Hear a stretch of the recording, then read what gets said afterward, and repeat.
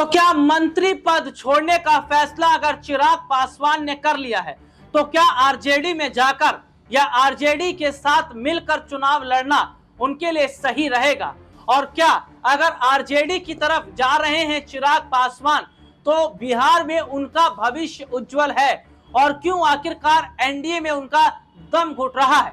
बिहार में इस साल विधानसभा चुनाव है और चिराग पासवान का हाल ही में एक बयान सामने आया जिसमें वे खुद को बिहार का सीएम भी देख रहे थे। लेकिन एक दो सीट अगर आपको दी जाएगी, यानी कि आपकी पार्टी को अगर 2-4 सीट दी जाएगी चुनाव लड़ने के लिए, तो कैसे सीएम बनेंगे और कैसे आपके विधायकों का या आपकी पार्टी का जनाधार बढ़ेगा? तो देखिए, सबसे बड़ी बात क्या है कि जहां झारखंड में चिराग पासवान की पार्टी को एक सीट दी गई, दिल्ली में चिराग पासवान की पार्टी को एक सीट दी गई, और दूसरी तरफ यह देखा जाता है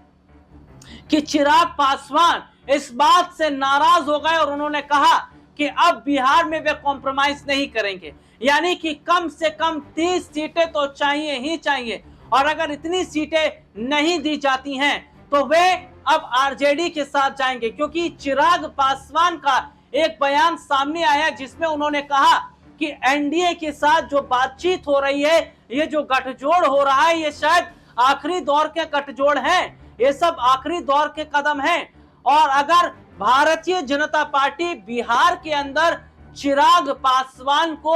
मन मुताबिक सीटें नहीं देती हैं तो चिराग जिस तरीके से आरजेडी की तारीफ कर रहे हैं, लालू परिवार की तारीफ कर रहे हैं, लालू परिवार के साथ वे जाते नजर आ रहे हैं, इसका साफ मतलब है कि क्या आरजेडी के साथ मिलकर चुनाव अगर चिराग लड़ते हैं तो क्या उन्हें बड़ा फायदा मिलेगा और क्या इसका नुकसान बीजेपी को उठाना पड़ेगा, या